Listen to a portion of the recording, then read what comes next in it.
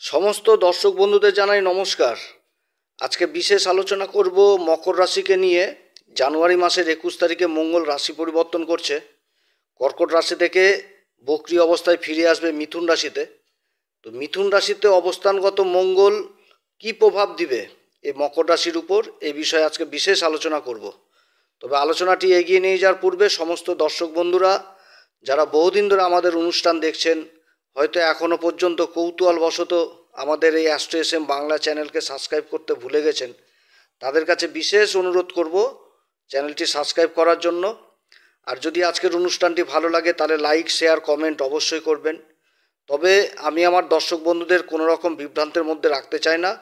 এটা গ্রহদের গোচরের অবস্থানের উপর ফল প্রকাশ করা হচ্ছে। এটা কারো কুষ্টি ধরে আলোচনা নয় যে কারোর সাথে মিলে যাবে। তো মঙ্গলের এই পরিবর্তন আপনারা চন্দ্ররাশি অনুসারেই দেখবেন। বক্রী মঙ্গল 21শে জানুয়ারি থেকে ফেব্রুয়ারি মাসের 23 তারিখ পর্যন্ত বক্রী অবস্থায় থাকবে। 24শে ফেব্রুয়ারি মঙ্গল আবার মার্গী হয়ে যাবে এবং এপ্রিল মাসের 2 তারিখ পর্যন্ত মিথুন রাশিতে থাকছে।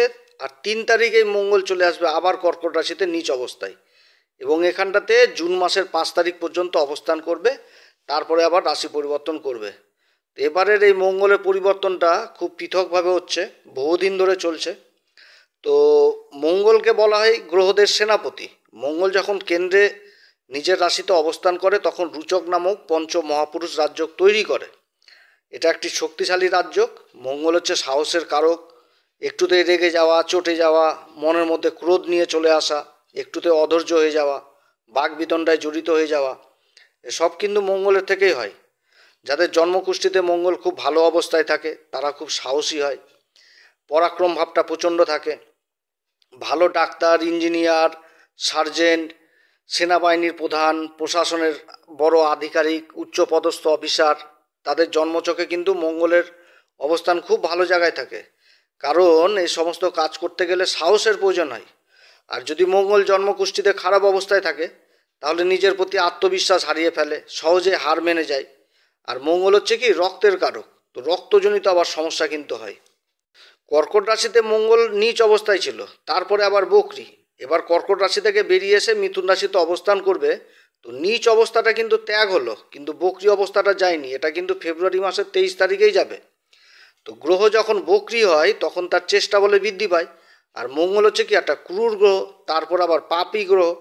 তো এবার এই বক্রী অবস্থায় কিন্তু এই দিকে আবার যথেষ্ট প্রভাব বৃদ্ধি পেয়ে যাবে। তবে মঙ্গল বক্রী হয়েছে এটা ঠিক, কিন্তু অবস্থান করছে আবার দেবগুরু বৃহস্পতির নক্ষত্র পুনর্বসু নক্ষত্রে।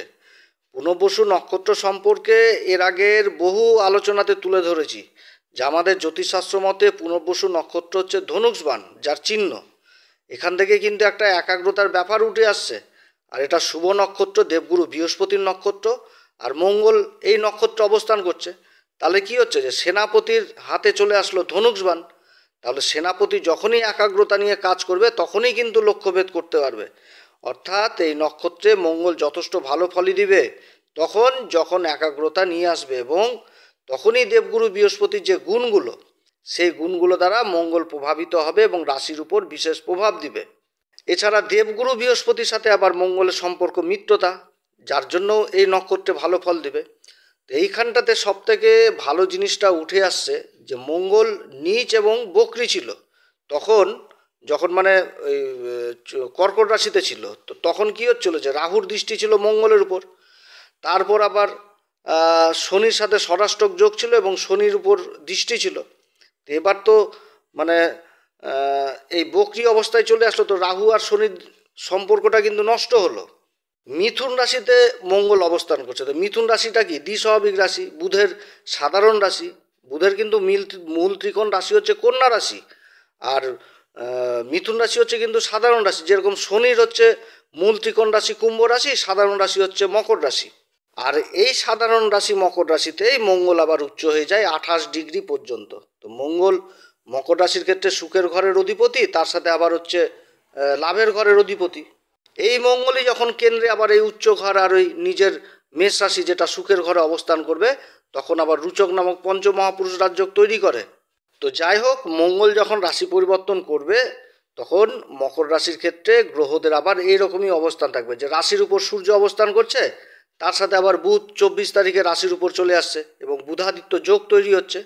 আর এই যোগের প্রভাব ফেব্রুয়ারি মাসের 10 তারিখ পর্যন্ত থাকবে, কারণ ফেব্রুয়ারি মাসের 10 তারিখে বুধ আবার রাশি পরিবর্তন করবে, আবার 12 তারিখে সূর্যও রাশি পরিবর্তন করবে।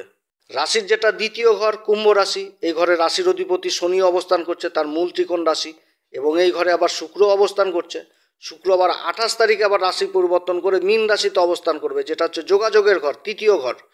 এই ঘরে উচ্চ অবস্থায় থাকবে, কিন্তু রাহুর সাথে অবস্থান করবে। রাহুর সাথে যখন অবস্থান করবে তখন তো লম্পট যোগ তৈরি হবে, কিন্তু আবার ধন সম্পত্তির দিক থেকে এই যোগটা আবার যথেষ্ট ভালো। রাশির পঞ্চম ঘর যেটা বৃষ রাশি, এই ঘরে দেবগুরু বৃহস্পতি অবস্থান করছে বক্রী অবস্থায়, চন্দ্রদেবের নক্ষত্র রোহিণী নক্ষত্রে। আর ফেব্রুয়ারি মাসের 4 তারিখে এই দেবগুরু বৃহস্পতি আবার মার্গী হয়ে যাবে। আর মঙ্গল তো ষষ্ঠ ঘরে অবস্থান করছে মিথুন রাশিতে, ভাগ্যের ঘরে কেতু অবস্থান করছে। তো এই রকম হচ্ছে কিন্তু গ্রহদের অবস্থান এই মকর রাশির ক্ষেত্রে। তো ভাগ্যের ঘরে কেতুর উপর আবার মঙ্গলেরও দৃষ্টি থাকছে, গুরুরও দৃষ্টি থাকছে, আবার মঙ্গলের দৃষ্টি থাকবে রাশির উপর, সেরকম আবার দেবগুরু বৃহস্পতিরও কিন্তু দৃষ্টি থাকছে রাশির উপর। এবার ষষ্ঠ ঘর মিথুন রাশিতে মঙ্গল অবস্থান করছে, এবং এই সময় সব থেকে বড় জিনিসটা উঠে আসছে যে একে তো নীচ ছিল সপ্তম ঘরে, তারপর আবার রাহুর দৃষ্টি, শনির সাথে ষষ্ঠক যোগ, শনির উপর দৃষ্টি। তো এই জিনিসটা কিন্তু ভালো ছিল না এর আগে। আমি এর আগের ভিডিওতে আলোচনা করেছিলাম যে মঙ্গল এই সপ্তম ঘর কর্কট রাশিতে যখন অবস্থান করছিল তখন কিন্তু কর্মের দিকে একটা অস্থিরতা ছিল, কর্ম নিয়েও অনেক সমস্যায় পড়েছিল। তারপরে কি সুখের ঘর, পিতামাতার শারীরিক অসুস্থতা নিয়ে, মায়ের সাথে মতবিরোধ, মায়ের শারীরিক অবস্থার অবনতি, বিভিন্ন ক্ষেত্রে বিভিন্ন রকম সমস্যা তৈরি হচ্ছিল এখানেতে মঙ্গলের অবস্থান করার জন্য। তারপর আবার কি যে মঙ্গল অবস্থান করছিল পুষ্যা নক্ষত্রে, শনির নক্ষত্রে, এবং রাশির উপর দৃষ্টি দিচ্ছিল, আবার শনির উপর দৃষ্টি দিচ্ছিল। সেরকম আবার শনির তৃতীয় দৃষ্টি সুখের ঘরে পড়ছিল, মেষ রাশির উপর, যেটা চতুর্থ ঘর, মায়ের ঘর। তার সাথে আবার দাম্পত্য জীবনটাকেও খারাপ করছিল, একটা অস্থিরতা ভাব ছিল দাম্পত্য জীবনে, নিজের কথাকে বেশি প্রাধান্য দেওয়া বা জীবনসাথীর কথাকে বেশি প্রাধান্য দেওয়া, একটা আগ্রাসন ভূমিকা ছিল, কে কার কথা রাখবে, এরকম কিন্তু সমস্যা তৈরি হয়েছিল এই মকর রাশির ক্ষেত্রে। কর্মক্ষেত্রে খুবই একটা অস্থিরতা তৈরি হয়েছিল, কারো কারো কর্মও চলে গেছিল, কোনো দোষ করেনি তাও কর্ম চলে গেছে এই মঙ্গলের এই অবস্থানের দরুন। তো যাই হোক, এবার এই অবস্থানটা কাটছে। এবার এই ষষ্ঠ ঘরে অবস্থান করছে মঙ্গল, বক্রী অবস্থায় থাকছে, আর রাহু আর শনির সাথে যে সম্পর্কটা সেটা কিন্তু ভঙ্গ হচ্ছে। ষষ্ঠ ঘরটা হচ্ছে এবার মিথুন রাশি। এবার এই বুধের ঘরে মঙ্গলের অবস্থান, তাহলে কিন্তু এখানটাতে আবার দেখতে হবে যে বুধের সাথে কোন সম্পর্ক তৈরি হচ্ছে। যদি মিত্রতার সম্পর্ক উঠে আসে তাহলে মঙ্গল এই ঘরে কিন্তু যথেষ্ট ভালো ফল দিবে এই মকর রাশিকে। বুধ হচ্ছে মকর রাশির ক্ষেত্রে কারক গ্রহ, ভাগ্যের ঘরের অধিপতি রাশির উপর অবস্থান করছে, যথেষ্ট ভালো অবস্থান, এবং নিজের মিত্র রাশি এটা শনির রাশি। তারপর আবার সূর্যের সাথে অবস্থান, বুধাদিত্য যোগ, অর্থাৎ মঙ্গলের উচ্চ ঘর মকর রাশিতেই কিন্তু বুধ অবস্থান করছে, আর বুধের রাশিতে মঙ্গল অবস্থান করছে, আর মঙ্গলের দৃষ্টি যে কিন্তু এই বুধের উপরই পড়ছে। তাহলে এখানটাতে একটা কিন্তু মিত্রতার সম্পর্ক উঠে আসছে।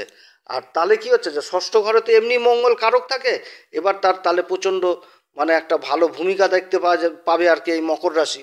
কারণ পুরুষার্থ পরাক্রমের অধিপতি হচ্ছে মঙ্গল, অর্থাৎ এই ঘরে মঙ্গল প্রবল শত্রুহন্তা যোগ তৈরি করবে এই মকর রাশির ক্ষেত্রে। এই সময়কালে শত্রুদের উপর মকর রাশির কিন্তু একটা বিশেষ প্রভাব থাকবে।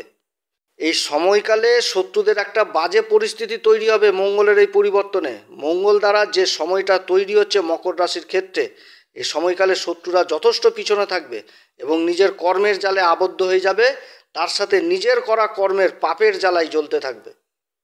মঙ্গল যে নক্ষত্রে অবস্থান করছে সেটা হচ্ছে পুনর্বসু নক্ষত্র, আর এই নক্ষত্রের সিম্বলই হচ্ছে ধনুষবাণ, অর্থাৎ লক্ষ্যভেদ। তো সেনাপতির হাতে যখন ধনুষবাণ এসছে, তাহলে এখানটাতে কী হচ্ছে যে পুরুষার্থ পরাক্রমের ঘরে সেনাপতি লক্ষ্যভেদ করবে নিজের একাগ্রতা দ্বারা, অর্থাৎ নিজের জ্ঞানের এবং বুদ্ধির দ্বারা শত্রুদেরকে পরাজিত করবে এবং নিজেকে যথেষ্ট এগিয়ে নিয়ে যেতে পারবে, এবং সমাজে যথেষ্ট মান সম্মান লাভ করবে এই মকর রাশি।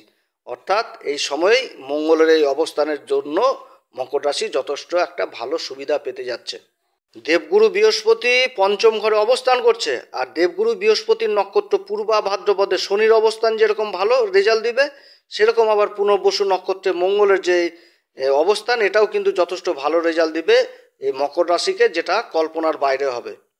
তবে ষষ্ঠ ঘরের এই অবস্থান একটা নেগেটিভ দিকও রয়েছে, সেটা হচ্ছে যে এই সময় মকর রাশির জাতক জাতিকারা যদি ঋণ নেয় তাহলে কিন্তু সেদিকেও খারাপ, কিংবা যদি ঋণ দেয় তাহলে কিন্তু সেদিকেও কিন্তু খারাপ। এটাই হচ্ছে সব থেকে মাইনাস দিক মঙ্গলের এই অবস্থান। অর্থাৎ এই সময়কালে ঋণ যেরকম দেওয়া যাবে না, সেরকম ঋণ কিন্তু নেওয়া যাবে না, কারণ মঙ্গল বক্রী অবস্থায় রয়েছে। এর তো কিছু একটা পাপ প্রভাব থাকবে। তো কোনো কাজ করতে গেলে একাগ্রতা নিয়ে করতে হবে, কোনো সময় মাথা গরম করা যাবে না, প্ল্যান করেই সমস্ত কিছু করতে হবে, কারণ মঙ্গল হচ্ছে পরাক্রমের কারক এবং পুরুষার্থের কারক। তো যার জন্য কোনো কাজ করতে গেলে প্ল্যান করে এগোতে হবে, কিন্তু ঋণ থেকে সাবধান। ঋণ দেওয়াও যাবে না আর ঋণ নেওয়াও যাবে না এই সময় যদি কাউকে কোনো রকমভাবে ঋণ দেওয়া যায় তাহলে সেই ঋণের টাকা উঠানো মুশকিল হবে, এবং ভবিষ্যতে সেই ঋণের টাকা গণ্ডগোল, অশান্তি, হাতাহাতি, মারামারি এগুলো কিন্তু তৈরি হবে। মঙ্গলের চতুর্থ দৃষ্টি ভাগ্যের ঘরে পড়ছে, সপ্তম দৃষ্টি পড়ছে দ্বাদশ ঘরে, এবং অষ্টম দৃষ্টি পড়ছে রাশির উপর। তো এই সময়কালে যারা ইম্পোর্ট এক্সপোর্টের কাজে যুক্ত রয়েছেন তাদের জন্য যথেষ্ট ভালো ভালো সুবিধা পাবে, নিজের কাজকর্মকে এগিয়ে নিয়ে যেতে পারবে। ভাগ্যেরও সঙ্গ পাবে, কারণ ভাগ্যের ঘরে আবার দেবগুরু বৃহস্পতিরও দৃষ্টি পড়ছে, আবার রাশির উপরে দৃষ্টি পড়ছে, এবং লাভের ঘরেও দেবগুরু বৃহস্পতির দৃষ্টি পড়ছে। রাশির উপর বুধাদিত্য যোগ তৈরি হয়েছে। বুধাদিত্য যোগ এমন একটি যোগ, এই যোগের মেন জিনিসই হচ্ছে কি মুখের কথার দাম। অর্থাৎ এই সময়কালে মকর রাশির কথাতে একটা জাদুর মতন কাজ করবে, যেটা বিগত দিনে করছিল না।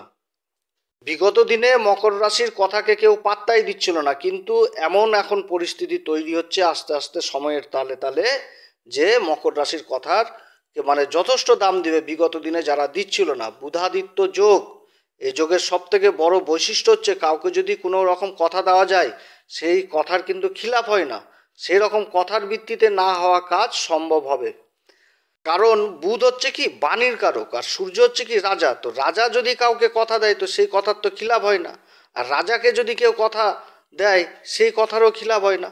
অর্থাৎ মুখের বাণীর জন্য নিজের কাজকর্ম যথেষ্ট এগিয়ে যাবে, এবং এই বুধাদিত্য যোগের উপর মঙ্গলের উচ্চ দৃষ্টি পড়ছে। তবে এই ঘরে মঙ্গলের অবস্থানে রাশির উপর দৃষ্টি পড়ার জন্য রাশির মধ্যে কিন্তু একটা জেদ, ক্রোধ এগুলো কিন্তু থাকবে, একটু ছটপটানি থাকবে, যে একটুতে অধৈর্য হয়ে যাওয়া এগুলো কিন্তু থাকবে, কারণ বক্রী অবস্থায় রয়েছে। অর্থাৎ এই সময়কালে যারা জায়গা জমির কাজের সাথে যুক্ত রয়েছেন, কাগজপত্র কিন্তু দেখে শুনেই মানে কারোর সাথে ডিল করতে হবে। মুখের কথায় কিন্তু কাউকে বিশ্বাস করা যাবে না, কারণ বিশ্বাস করলেই কিন্তু ঠকতে হবে। বিগত দিনেও ঠকেছিল, আর এবার মঙ্গল কিন্তু সেরকম পরিস্থিতি তৈরি করবে, যেহেতু মঙ্গল পুরুষার্থ, পরাক্রম, একটুতেই রেগে যাওয়া, মাথা গরম করে ফেলা। তো এদিকে কিন্তু যথেষ্ট সাবধান মকর রাশি। যারা কৃষিজাত দ্রব্যের ব্যবসার সাথে যুক্ত রয়েছেন তাদের জন্য যথেষ্ট ভালো। কর্মসূত্রে যারা বিদেশে যাওয়ার চেষ্টা করছেন তাদের জন্যও যথেষ্ট ভালো। খাবারের কাজের সাথে যারা যুক্ত রয়েছেন, হোটেলের ব্যবসার সাথে যারা যুক্ত রয়েছেন, রেস্টুরেন্টের কাজের সাথে যারা যুক্ত রয়েছেন, ক্যাটারিংয়ের কাজের সাথে যারা যুক্ত রয়েছেন তাদের জন্য যথেষ্ট ভালো হতে যাচ্ছে। যারা সরকারকে মাল সাপ্লাই দিচ্ছেন তাদের বড় বড় মালের অর্ডার পাওয়ার সম্ভাবনা থাকছে। যারা ঠিকাদারির কাজের সাথে যুক্ত রয়েছেন বড় বড় টেন্ডার পাওয়ার সম্ভাবনা থাকছে, কিংবা সরকারের ঘরে যাদের বিল আটকে গেছিলো সেই বিল পাওয়ারও সম্ভাবনা থাকছে। সরকারের দিক থেকে মানে বহু কাজ সম্ভব হবে নিজের অক্লান্ত পরিশ্রম এবং একাগ্রতা দ্বারা। তো নিজের একাগ্রতা দ্বারা এবং পরিশ্রমের দ্বারা যথেষ্ট নিজের কাজকে এগিয়ে নিয়ে যেতে পারবে, এবং সমাজে মান সম্মান যথেষ্ট লাভ করবে। বিদেশ সংক্রান্ত কাজগুলো যথেষ্ট ভালো হবে। বিদেশি কোম্পানিতে যারা কাজ করছেন, কোনো প্রজেক্টের আশায় কাজ করছেন, বা সরকারি কোনো বড় প্রজেক্টের আশায় ছিলেন, তাদের কাজগুলো হবে। কর্মসূত্রে বিদেশ যাত্রা হবে। তারপরে যারা কথাবাচক হিসাবে কাজ করছেন, ওকালতির সাথে যারা যুক্ত রয়েছেন তাদের সাথেও মানে তাদের কাজকর্ম যথেষ্ট ভালো হবে। অ্যাডভাইজার হিসেবে কাজ করছে যারা, মিডিয়াতে যারা রয়েছেন, সেলসের কাজে যারা যুক্ত রয়েছেন, আইটির কাজে যারা যুক্ত রয়েছেন তাদের জন্য যথেষ্ট ভালো হবে। কর্মক্ষেত্রে এমন যোগাযোগ হবে যে সেই যোগাযোগের ফলে এমন বড় বড় অফার পাবে এই মকর রাশি এই সময়কালে, যেটা কল্পনার বাইরে হবে। যারা কর্মলাভের জন্য চেষ্টা করছেন কোনো সরকারি কিংবা বেসরকারি ক্ষেত্রে, তাদের কর্মলাভ হবে। এবং সবথেকে বড় জিনিসটা এই সময় উঠে আসছে যে বাড়িতে পিতামাতার যে অসুখ বিসুখ যে সমস্ত দিকে ছিল, কারণ মকর রাশির বহু জাতক জাতিকারা নিজেদের বয়স্ক পিতামাতাদের শরীর স্বাস্থ্যের মানে যথেষ্ট খারাপ হয়েছিল, এমনকি রক্তক্ষরণের মতনও কিন্তু সমস্যা তৈরি হয়েছিল এই সময়, যে সময় মঙ্গল সপ্তম ঘরে ছিল, নীচ অবস্থায় এবং বক্রী অবস্থায় ছিল। তো এই সমস্যাগুলো এবার যথারীতি দূর হবে, একটা ভালো ইমপ্রুভের দিকে যাবে। রাশির অধিপতি শনিদেব বর্তমানে মার্গী অবস্থায় রয়েছে, তার সাথে এই এই সাড়ে সাতির শেষ পর্যায়ে মঙ্গল প্রবল শত্রুহন্তা যোগ তৈরি করছে এই মকর রাশির জন্য, যার জন্য বলতে গেলে সব থেকে ভালো সময় তৈরি হচ্ছে এই মকর রাশির ক্ষেত্রে। বিশেষভাবে এই সময় শত্রুদের উপর বিজয় হাসিল করবে এই মকর রাশি, যারা প্রতিনিয়ত এই মকর রাশিকে সমাজের সামনে ছোট করছিল, এবার তাদের ছোট হওয়ার পালা সময়ই চলে এসছে, যেটা মানে নিজের চোখের সামনে দেখতে পাবে যে শত্রুরা নিজের তৈরি করা জালেই আবদ্ধ হবে এবং নিজের পাপে জ্বলে ছারকার হবে। এই শত্রুদের মঙ্গল এরকমই একটা জিনিস, আকস্মিক ঘটনা ঘটিয়ে দেয়। রক্তের কারক হচ্ছে এই মঙ্গল, অর্থাৎ এই মঙ্গলের অবস্থান যথেষ্ট ভালো হতে যাচ্ছে এই মকর রাশির ক্ষেত্রে। অনেক দিক থেকে সুরাহা পাবে এই মকর রাশি এই শত্রুদের হাত থেকে এই সময়। এর পরের পরিবর্তনগুলোও যথেষ্ট ভালো হতে যাচ্ছে, বুধের পরিবর্তন, তারপরে শুক্রের পরিবর্তন, তারপরে দেবগুরু বৃহস্পতির মার্গী অবস্থান, যথেষ্ট ভালো পরিবর্তন আসছে আগামী দিনগুলোতে মকর রাশি। তবে মঙ্গলের এই অবস্থানে একটাই কথা বলবো, মাথা গরম করা যাবে না, বুদ্ধি করে চলতে হবে, কিভাবে নিজের কাজকে বুদ্ধি করে এগিয়ে নিয়ে যেতে হবে সেদিকেই ফোকাস রাখতে হবে। বাইরে কে বলল কি বললো এদিকে খেয়াল করে লাভ নাই, কারণ বিগত দিনে যে দৃশ্যগুলো মকর রাশি দেখে এসছে আশা করি সেই জিনিসগুলো মকর রাশি হারে হারে টের পেয়েছে। তো যাই হোক, মঙ্গলের এই গোচর যথেষ্ট ভালো হতে যাচ্ছে, আগের গোচরের থেকে যথেষ্ট ভালো অবস্থান মঙ্গলের এই সময়কাল হতে যাচ্ছে এই মকর রাশির ক্ষেত্রে। তো এই সময়কালে মকর রাশি কোন উপাচার করবে? প্রত্যেক দিন হনুমান চল্লিশা, বজরংবাণ এগুলো পাঠ করবে, তার আগে শ্রীরাম সীতার প্রণাম মন্ত্র অবশ্যই করবে। প্রত্যেক দিন সূর্যদেবকে অর্ঘ্য দিতে হবে। কোনো কাজ করতে গেলে পিতামাতার আশীর্বাদ নিয়েই বেরোতে হবে, তাহলেই কাজ সাকসেস এই সময় মকর রাশির। তো যাই হোক, অনেক কথা আলোচনা করলাম। তো এখন তো এই মঙ্গলকে নিয়ে আলোচনা করলাম, দেখালো এই মঙ্গলই আবার কারো জন্মকুষ্ঠিতে খারাপ হয়ে বসে আছে, তাহলে তো রেজাল্ট কমে যাবে। তো এই সময়কালে অবশ্যই জ্যোতিষীয় পরামর্শ নেওয়া উচিত। আমাদের হোয়াটসঅ্যাপ নাম্বার দেওয়া রয়েছে, যদি প্রয়োজন মনে হয় আমাদের সাথে যোগাযোগ করতে পারেন, তবে আমাদের শুল্ক লাগু থাকবে। আর আমাদের সাথেই যে যোগাযোগ করতে হবে এর কোনো মানে নাই, আপনাদের আশেপাশে বহু জ্যোতিষী রয়েছে, তাদের সাথেও যোগাযোগ করতে পারেন। মঙ্গলের এই গোচর সব দিক থেকে ভালো হবে, কিন্তু মাথা গরম কোনো সময় করতে হবে না, করা যাবে না, মাথা ঠান্ডা করেই কাজকর্ম করতে হবে। তো অনেক কথা আলোচনা করলাম, আপনারা সবাই ভালো থাকেন। যদি এই পরামর্শ সত্যিই ভালো লাগে তাহলে আমাদের এই অ্যাস্ট্রো এস এম বাংলা চ্যানেলকে অবশ্যই সাবস্ক্রাইব করবেন, লাইক করবেন, শেয়ার করবেন। এরপরে আবার আসবো একটি নতুন ভিডিও নিয়ে। নমস্কার, ধন্যবাদ।